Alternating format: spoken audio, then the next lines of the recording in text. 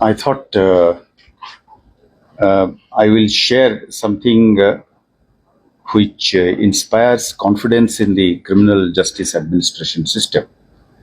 कुछ दिन पहले हमारे जो चीफ लॉ ऑफिसर हैं जेडीपी साहब, रियाज साहब, इन्होंने कुछ ऐसे डाटा और स्टैटिस्टिक्स लाए पुलिस हेडक्वार्टर्स में। जब हम बात कर रहे थे तो खासकर हम नारकोटिक्स के फाइट के सिलसिले में रिव्यू कर रहे थे, तो उस सिलसिले में कुछ इंफॉर्मेशन इन्होंने लाए जो एनकरेजिंग है और एक कॉन्फिडेंस पैदा करता है। तो हमने सोचा कि इसको साझा किया जाए, पब्लिक डोमेन में लाया जाए। जैसे ये रियाज साहब ने ये लाया, 2024 की डेटा है, ये मैं सरसरी तौर पे शेयर करूंगा। इसमें पूरे साल में अभी तक नहीं, जुलाई तक 15 जुलाई तक, जनवरी से लेकर जुलाई तक 7 महीने में 150 कन्विक्शंस हैं। और मैं ये नहीं कहूँगा कि खाली कन्विक्शंस है, इसमें एक्विटल्स भी हैं, तो उनका तादाद जो है वो 107 है। और 12 केसेस ऐसे हैं जो डिस्चार्ज हो गए, यानी कि चार्ज फ्रेम नहीं हुए। तो एक तरफ से अगर आप ये पूछेंगे कि साहब एक्विटल भी तो हो रहा है, सही है कि एक्विटल हुआ है, और एक्विटल 107 अगर 7 महीने में हुए हैं तो 150 कन्विक्शंस भी हैं। तो so the माने to put it in English is this, that the criminal justice administration system, when it comes to fight against narcotics as an example, is coming back to life. It is not as if the system is completely defunct. It is not. So when I myself came across the data provided by my chief law officer, I thought it is important to share it in the public domain. So this was in a nutshell actually the reason as to why we have met, हम क्यों यहाँ पे मिल रहे हैं।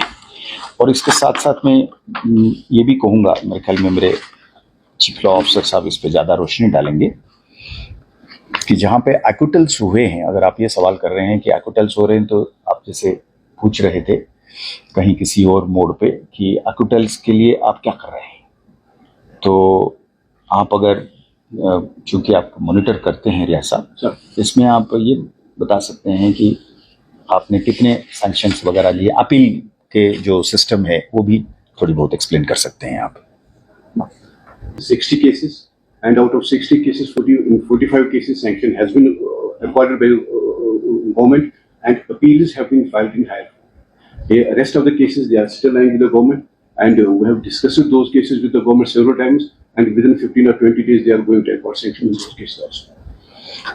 कहने का मतलब है कि जहाँ पे अपील हो, बने जहाँ पे डिस्चार्ज वो एक्विटल हो जाता है, वहाँ पे भी हम बड़ा अग्रेसिवली इसको वो कर रहे हैं, फॉलो कर रहे हैं, और परमिशंस मिल भी रहे हैं कि उसको हायर कोर्ट फोरम पे जाके चैलेंज करने के लिए।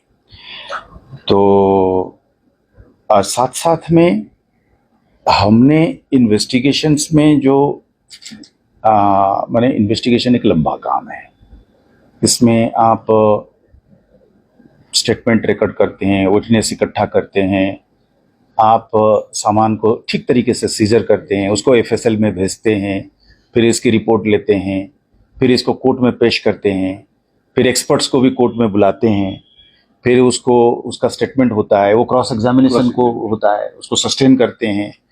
तो ये एक बड़ा लंबा और एक टीडियस और कम्बरसम प्रोसेस होता है, और इसकी जो अप्रिसिएशन इस हार्ड वर्क का कई बार जो है वो कम होता है। हमने पिछले दिनों में ऐसे चीज़ों को रिवार्ड के तौर पे या रिकॉग्निशन के तौर पे मैंने इसको करने के जो पॉलिसी है और जो वो है नज़रिया है, उसमें तब्दीली लाए हैं।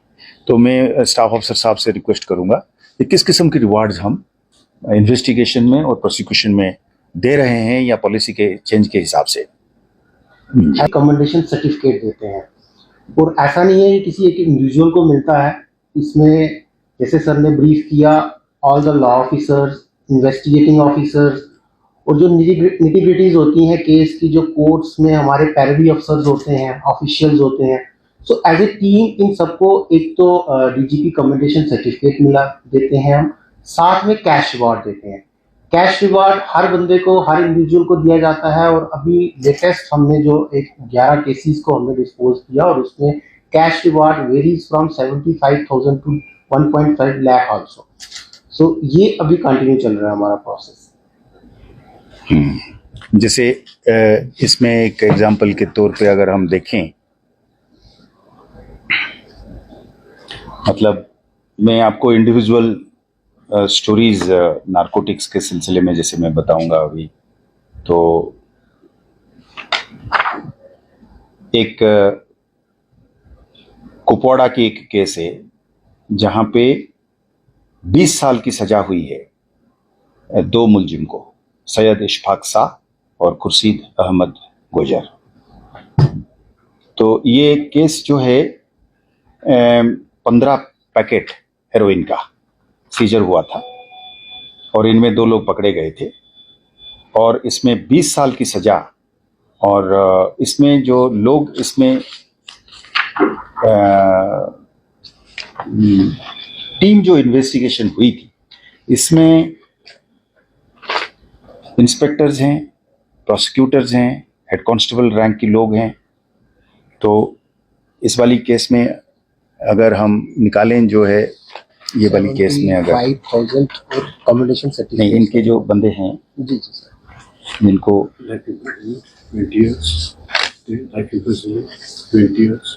से we would provide the details of such stories, जहाँ पे मतलब हम यहाँ तक कि सिलेक्शन ग्रेड कांस्टेबल जो है जिसने एक सर्च में पार्टिसिपेट किया है, कुछ चीज़ों में हमने देखा कि 10 साल पुरानी केस है, आज उनको सजा मिल रही है।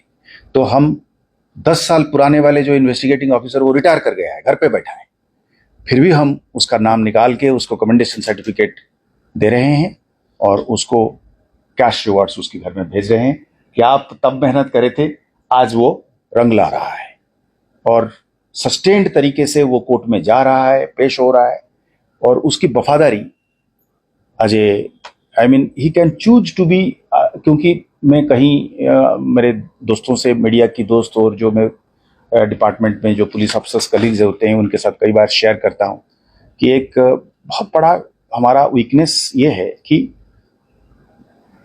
विटनेस बेस्ड सिस्टम है हमारा क्रिमिनल जस्टिस सिस्टम। अगर विटनेस सच नहीं बोलता है उसको या मुकर जाता है तो उसको सच नहीं बोलने के लिए जो डिसइंसेंटिव है, जो उसको सजा होनी चाहिए, जो जस्टिस को वो सबभट करता है, डिले करता है या भंडूर करता है, उसके लिए जो उसकी लायबिलिटी ठहराना है, उसमें अभी भी हमें लगता है कि कमी है। ये एक कल्चर है क्रिमिनल जस्टिस सिस्टम की, हमारी एक बहुत बड़ा वीकनेस है इंडियन क्रिमिनल जस्टिस सिस्टम। तो उसमें उसको मद्देनजर जो पुलिस ऑफिसर रिटायर हो जाता है उसका तो कोई कंट्रोल हमारे पास तो होता नहीं है इमीडिएट तो फिर भी वो आता है और गवाह देता है और रेगुलरली आता है, अपना काम धंधा छोड़ के अपना दिन खराब करके आता है, पूरे दिन कोर्ट में रहता है और करता है। तो many of this cases, details of which we will provide you, हम आपको डिटेल्स दे देंगे, इंडिविजुअल स्टोरीज भी दे देंगे और स्टैटिस्टिक्स भी दे देंगे। तो इससे हमारी मैंने आज की छोटी सी जो ये मीडिया इंटरेक्शन था उसका मकसद ये था कि क्रिमिनल जस्टिस सिस्टम में अभी भी जान है। इन्वेस्टिगेटिंग ऑफिसर्स डिफरेंट रैंक्स के, छोटे से लेकर बड़े तक, उस पर काम कर रहे हैं। एफएसएल से रिपोर्ट आ रहे हैं, एडजुडिकेशन हो रहा है, जज साहिबान सजा भी दे रहे हैं और जहाँ सजा कम है या छूट रहा है वहाँ पे अपील भी है और उसको लॉजिकल कंक्लूजन तक पहुँचाने का प्रयास भी है। काम बहुत और करना है, बाकी है, ये भी है। और ये भी सच है कि पिछले 1 साल में नारकोटिक्स को लेकर जो प्रॉपर्टी सीजर है तो उसमें एक definite increase by almost about 40 to 45% हुई है। खाली नंबर ऑफ प्रॉपर्टीज के हिसाब से नहीं, टोटल अमाउंट माने प्रॉपर्टी की जो वैल्यू है वो भी, मतलब ऐसा नहीं है कि हम मोटरसाइकिल और स्कूटर पकड़ के हम छोड़ रहे हैं। वो जो हमारी एक पॉलिसी में एक अहम अंग था कि आप अगर नारकोटिक्स में डीलिंग करके पैसा बना रहे हैं, प्रॉपर्टी बना रहे हैं, तो वो आप हजम नहीं कर पाएंगे। उसको मद्देनजर रख के अगर आप हमारी परफॉर्मेंस को मेजर करते हैं, पुलिस ऑफिसर्स की एफर्ट्स को मेजर करते हैं, तो आप देखेंगे कि there is a significant increase in the last about 1 year or 1.5 years, in which property seized under NDPS has increased almost about 45 to 50%. In value, I think it is more quality-wise. So this is what I think I thought I will share with the media friends and create confidence both among the colleagues who are doing good work and the public which is participating and helping us fight. Thank you. How widespread is the drug peddling and drug abuse in Kashmir, given that the seizures have gone up by 40 to 45%? I said the seizure, the property seizures. Yes. What I'm saying Yes. is, if properties seized have gone up, Yes. definitely abuse must be up also. I mean, any idea how widespread is it? See, firstly, we do not have any scientific survey as of now to actually have a very authentic data as to how many persons. If you are saying, did you say drug abuse? Drug abuse and peddling both. Drug abuse and peddling. So, in the absence of a very scientific survey or a research, it can only be on the basis of the information that we have from the de-addiction centers. And number of cases is another indicator, but both are not very accurate. I would say that the seizures, the property seizures is because of the problem which has persisted over a period of time. ऐसा नहीं है कि मतलब अचानक आपका 4, 5, 6 साल से कोई पैसा कमा के फिर वो घर बना रहा होगा ना। ऐसा तो नहीं है कि मतलब एक ही दफे में उसने बना लिया। तो इसलिए इसको मेजर करके इसको कंपैरिजन करने में एक चैलेंज है। मैं इसके ऊपर कोई फिगर इस तरीके से एक हाइपोथेटिकल, एक कंजेक्चर फिगर देने से परहेज करूंगा। Shivan sir, few years back, activities like narcotics, drugs and other things was not a peak. No doubt the situation in Kashmir is under control right now. Related activities are increasing. देखिए, मैंने ऐसा है, there were two parts to the question. I think two different questions which you posed. एक question हमारा ये है कि narcotics और टेररिज्म की कनेक्शन, ये पूछा आपने। ये एक पुराना सवाल है और बड़ा रेलेवेंट सवाल है। मैं कई जगह पे ये कह चुका हूँ कि पहले नारकोटिक्स और टेररिज्म के बीच की संपर्क जो है, कनेक्शंस, वो इतने क्लियर नहीं थे। 2 साल पहले हो सकता है कि इसके कनेक्शंस इन्वेस्टिगेशन के जरिए सामने नहीं आया था। इंटेलिजेंस इनपुट्स हमेशा रही है, पर आज के दिन में dozens of cases investigated by NIA, by SIA, by NCB, and by district police, executive police at different police stations, also by the special wing of ANTF. ये सारे केसेस अगर मैं आपको कई सारे केसेस ऐसे मैं आपको एग्जांपल्स दे सकता हूं जहां पे सोर्स जो है वो आइडेंटिफाइड हो चुका है by way of a name, a person with A telephone number, और उसकी फिजिकल लोकेशन पार पाकिस्तान में, उन लोगों का पुराना हिस्ट्री कि they are connected with one or the other terror outfit, इसकी क्लियर कट एविडेंस आ चुका है कि सोर्स जो भेजने वाले लोग हैं, देखिए ऐसा है, heroin does not, I mean, poppy is converted into heroin by way of a very complicated process. J&K में ये तो होता नहीं, उगता नहीं, होता नहीं। J&K में हमारी ट्रेडिशनली जो है वो चरस रहा है, तो वो हम तो, अगर आप हार्ड ड्रग्स हेरोइन की बात कर रहे हैं, इट इज ऑल माने A to Z जो है, it is coming from across. यहाँ पे कोई उसकी प्रोसेसिंग फैक्ट्री नहीं है, और वो जो रिक्वायर्ड केमिकल्स और उसकी प्रोसेसिंग की जो है ओरिजिनल पॉपी को जिस तरीके से ग्रो किया जाता है, वो भी हमारे यहाँ नहीं है। ये सारे के सारा आता है वहाँ से।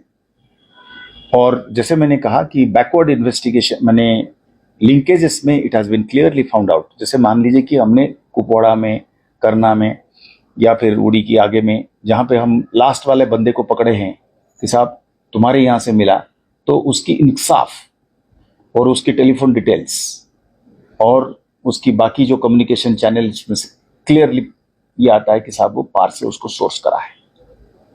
This is one evidence, set of evidence about the connection between terror and narcotics. The other is, ये सामान आने के बाद उसको ट्रांसपोर्ट किया जाता है, कुछ यहीं पे सेल हो जाता है, फिर आगे जाता है, रेस्ट ऑफ द कंट्री में जाके सेल होता है, फिर रिवर्स गियर में पैसा इकट्ठा होके आता है। There are dozens of cases जहां पे ये पैसा रिवर्स गियर में जब आया है, उसको इंटरसेप्ट किया गया है। मतलब एक हो गया आपका सामान पार से आना, और यहाँ पे इसकी कंजम्पशन होनी, इसको ट्रांसपोर्ट करनी, फिर बिगर और लार्जर मार्केट्स में उसको पुश करना, और आपको पकड़ा जाना, बीच में से सामान पकड़ा जाना, नार्कोटिक्स कंट्राबैंड पकड़ा जाना। तो उसको इन्वेस्टिगेट करके आपने ये पता कर रहे हो कि कहाँ कहाँ से आ रहा है, और उनकी कम्युनिकेशन को इन्वेस्टिगेट कर रहे हो। तो hard evidence is coming in the form of digital evidence and backed by his own confession, which is admissible in the court of law by way of corroboration कि साहब ये तो फलाने से इसको सोर्स किया है। दूसरा एविडेंस मैं ये कह रहा हूं कि जो पैसा कलेक्ट होकर रिवर्स गियर में आ रहा है करोड़ों में, जैसे फर्ज करिए आपने, अच्छा वन ऑफ द केसेस आपका जो मैंने सरसरी तौर पे आपने पूछा, मैंने बाबू सिंह वाला केस है, जो केस में आपने 6 लाख रुपया पकड़ा कि आप लेके दे रहे थे वहां पे कि एक सेल खोला जाए सेपरेटिज्म की जम्मू में, हुर्रियत की पैटर्न पे। फिर उस वाला को जब रिवर्स गियर में आपने इन्वेस्टिगेट करके, अभी chargesheet has been filed in the court, charges have been framed, trial has started. उसमें जब रिवर्स गियर में आप उस पैसे को देखते हैं कि ये 6 लाख रुपया कहाँ से आया, तो फिर पता चला कि एक्स के पास उसकी जो है मैंने इतना बड़ा रकम था, उसमें से 6 लाख गया। बाकी रकम कहाँ गया? बाकी रकम उसने पता चला कि इसने he has given it to ex terrorists as मुआवजा। मतलब ईद में उसमें किसी के घर में 20,000, किसी के घर में 25,000, और मिस्टेक इनसे हो भी जाती है, इन्होंने बैंक के जरिए भी कई बार पैसा भेज देते हैं क्योंकि जल्दबाजी है। तो इसकी भी एविडेंस आ चुका है। So answer to that question is that what is the evidence between the narcotics and terrorism linkages, both while the saman is going this way and its interdiction and its backward investigation, and when the paisa is coming this way and its interdiction and its distribution, also it's a sourcing। वहां पे भी जो लोग बैठे हुए हैं, जैसे पंजाब में है, पिछले दिनों में एक वो जो 30 kg का जो रामबन में सीजर हुआ था, वहां जब उसको गए तो पंजाब में जाके हमको हाथ लगा 5 करोड़ का पैसा, उसके साथ हथियार भी। Many of this material which is coming, narcotics जो है, उसके साथ ड्रोन ड्रॉपिंग्स में कई सारे नार्कोटिक्स के सामान आए हैं, उसमें भी डिजिटल एविडेंस, उसके साथ साथ हथियार भी आता है। मतलब it is like it's a bonus. तो आपने 10 kg वहां भेज दिया, साथ में 2 पिस्टल भी भेज दी, क्योंकि ये क्रिमिनलाइजेशन, नार्कोटिक्स, टेररिज्म सब मिला जुला के फ्रंट बन रहे हैं। So therefore the answer is it's very clear that the narcotics is turning out to be a source of, it's a double triple whammy against the Indian national security system. ये इस पे कोई दो राय और कोई इस पे और गुंजाइश नहीं रह गया है कि यह यहाँ नहीं बनता है, 1 ग्राम भी नहीं बनता है JNK में, नहीं बनता है। और ये सारा का सारा जो है वो बाहर से आता है, फिर यहाँ कंजम्पशन होती है, क्योंकि यहाँ पे भी एक अच्छा खासा मिडिल क्लास है, एक सोसाइटी है जहाँ पे मतलब इसको भी बेचा जा सकता है। फिर बाकी चीज सामान जाता है बिगर मार्केट में, कंट्री में। 2000